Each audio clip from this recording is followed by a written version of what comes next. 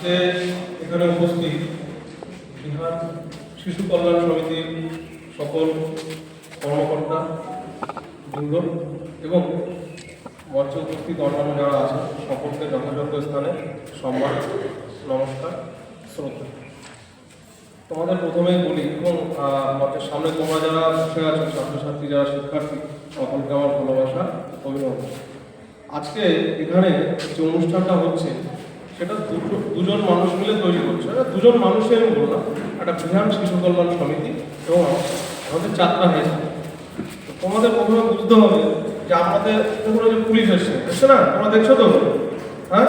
তো সমাজে যদি কেউ অপরাধ করে, কেউ কাউকে মারে, মারামারি করে, চুরি করে, ডাকাতি করে, তাদেরকে কারা ধরে নিয়ে যায়? কারা ধরে নিয়ে যায়? কারা? পুলিশরা নিয়ে যায়। এটা আমরা টিভিতেও দেখি, আমরা সবকিছু দেখি তো সামনাসামনি।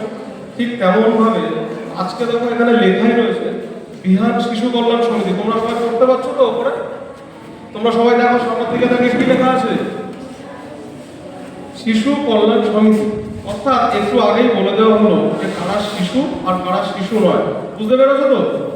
তাহলে মেয়েরা যারা 18 বছরের কম যারা আসো তাদেরকে আইনি ভাষায় কি বলা হয়? শিশু। আর ছেলেদেরকে 21 বছরের কমে যারা আসো, নিচে যারা আসো, তাদেরকে আইনি পরিভাষায় বলা হয় শিশু। তো এই শিশুদের কল্যাণার্থে বিভিন্ন জায়গায় বিভিন্ন রকম সংগঠন তৈরি হয়েছে তো? ঠিক তেমনভাবেই এটি একটি সংগঠন যেটি কিনা তোমাদেরকে বিভিন্ন রকম লিগাল সার্ভিস দিয়ে থাকে। বোঝা গেল? তোমাদের বিভিন্ন কল্যাণমূলক যে কাজকর্ম সেগুলো এই সংগঠনের তরফ থেকে কিন্তু চারিদিকে হয় এবং প্রচারও হয়। তো আগে আমাদের বুঝতে হবে যে তোমরা যারা রয়েছো, তোমাদের স্কুলে কখনো কোনো রকম অসুবিধার সম্মুখীন হতে হয়েছে বা বিভিন্ন সময় হতে হয়। ছোটরা যারা পেছনে আসো কথা বলবে না, তোমাদের বড়রা যারা এসছে বুঝতে পেরেছি যে তোমাদের এখন টিফিন পিরিয়ড একটু পরে হয়ে যাবে, দিতে লেগেছে, কিন্তু বড়রা যখন কোনো কথা বলে সেগুলো মন দিয়ে শুনবে, তোমাদের কল্যাণের জন্য বলবে। বুঝেছো? তো তোমাদের দেখবে সবসময় ক্লাসে স্যার ম্যাডামও বলে যে গুড টাচ ব্যাড টাচ বলে। তোমরা এই শব্দটা শুনেছো? গুড টাচ, ব্যাড টাচ, অর্থাৎ কোনটা ভালো স্পর্শ, কোনটা খারাপ স্পর্শ, এটা শুনেছো তোমরা? তাহলে এই যে জিনিসটা, যে আমার গায়ে কেউ একজন ভালোভাবেও হাত দিতে পারে, কেউ খারাপভাবেও হাত দিতে পারে, সেটা বাড়িতেও হতে পারে, রাস্তাঘাটেও হতে পারে, কোনো জায়গায় ঘুরতে গিয়ে হতে পারে, স্কুলেও হতে পারে। যদি কখনো ছেলে হোক বা মেয়ে হোক, তোমার যদি কখনো মনে হয় আমাকে কেউ বাজেভাবে হাত দিয়েছে আমার গায়ে, তখন তোমরা কাকে বলবে? তোমার কাছের যে মানুষ, সে তোমার বাবা হতে পারে, মা হতে পারে, তোমার টিচার হতে পারে, তোমার বন্ধু হতে পারে। বুঝেছো?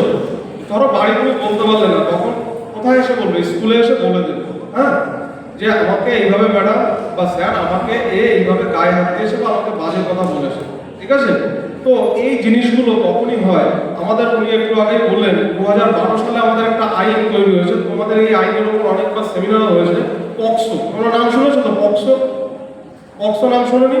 Protection of children from sexual offences. এই যে আইন, এই আইনটা 2012 সালে পাস হয়েছিল। বুঝেছো?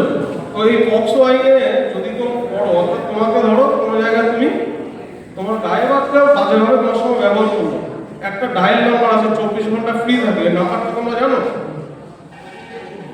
নাম্বারটা জানো না? দেখবে পুলিশের তরফ থেকেও লেখা থাকে ব্যানারে 1098। তোমরা 18 বছরের নিচে যে সমস্ত ছেলে বা মেয়ে আছো, যদি কখনো কোনো সমস্যায় পড়ো, যে কোনো ফোন থেকে, স্কুলে স্যার ম্যাডাম, পাড়ার বন্ধু বান্ধবের থেকে 1098 এই নাম্বারে ফোন করবে। এইটা 24/7 অর্থাৎ সবসময় এটা খোলা থাকে। তাদের জন্য খোলা থাকে সমস্ত চিলড্রেন, অর্থাৎ children's in need for care and protection. তোমাদের যাদের দরকার সবসময় এই সার্ভিস দেওয়ার জন্য এই নাম্বারে ফোন করে তোমরা তোমাদের সমস্যার কথা বলে দেবে। যাই হোক, এই হচ্ছে বিষয়। তো আজকে আমাদের শিবির, যে আইনি সচেতনতা শিবির, তোমরা সমস্যায় পড়লে আইন তোমাদেরকে কীভাবে সহযোগিতা করবে সেটা নিয়ে ওনারা যারা এসছেন সবাই বলবে। তো তোমাদের এই জিনিসটা সবসময় মাথায় রাখবে। সবসময় তো তোমাদের পাবে না বা পুলিশকেও পাবে না, কিন্তু ফোনটা সবসময় হাতে পাবে, বাবা মা মায়ের ফোন। কখনো সমস্যায় পড়লে তুমি হোক বা তোমার বন্ধু হোক বা তুমি পাড়ায় কাউকে হতে দেখলে সমস্যায় পড়েছে, তখন কোন নাম্বারে ফোন করবে মনে থাকলো? 1098।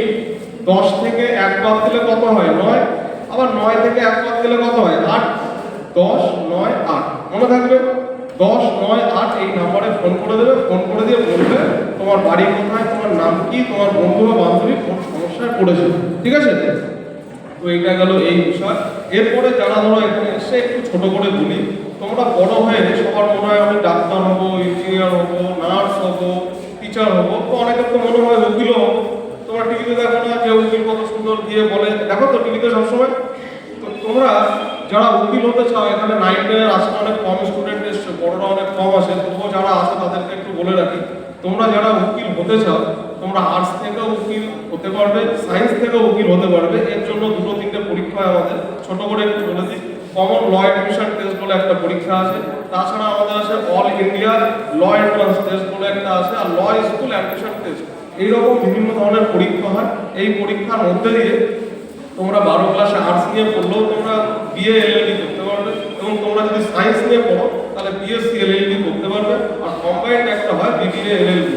যাই হোক, বড়রা যারা পেছনে আসো একটু শুনবে, তোমরা এইভাবে এলএলবি করার পরে আজকে যারা এখানে বসে তোমাদেরকে বলছে আইনি সচেতনতা শিবিরের সম্পর্কে বলছে, তোমরা পরবর্তীতে সবসময় তো সর্বদা এনারা থাকবেন না, এর পরবর্তীতে তোমরা উত্তরসূরি হিসাবে, এই সংগঠনের উত্তরসূরি হিসাবে তোমাদের কিন্তু পরবর্তীতে এই চেয়ারে বসে ছোটদেরকে বোঝাতে হবে।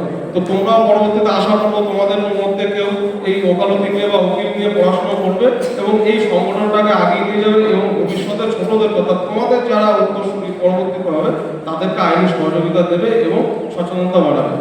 এই বলে পরিশেষে এই স্কুলের যত শিক্ষার্থী আছে তাদের সার্বিক বিকাশ ও মঙ্গল কামনা করি, এবং এই স্কুলের অগ্রযাত্রার শুভকামনা রইল।